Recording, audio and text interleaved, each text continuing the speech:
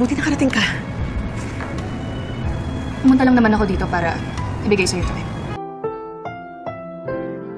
Ang susunod na programa ay rated PG. Ito ay nangangailangan ng patnubay at gabay ng magulang para sa mga batang manonood.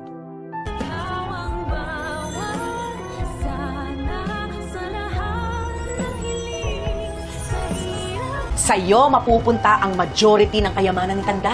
Matapos nga nating malaman ang tunay na dahilan kung paano nakilala ni Justin ang kanyang Lolo Pepe at ito nga sa pamamagitan ng pag-uutos ni Lolo Pepe kay Quinito na magsagawa ng investigasyon upang hanapin ang kanyang apo. At nagsagawa pa nga ang matanda ng DNA test kay Justin upang mapatunayan niyang apo niya nga ito, ay pilit namang gagawa si Giselle ng paraan upang makausap ang kanyang anak na si Justin. Na sa una nga ay hindi pa siya makapaniwala nang dahil sa nga paniniwala niya na patay na ito. Kaya naman para magkaroon ng lakas ng loob si Giselle ay magpapasama siya sa kanyang pamangkin na si Annalyn sa isang restaurant upang doon sila makipagkita kay Justin.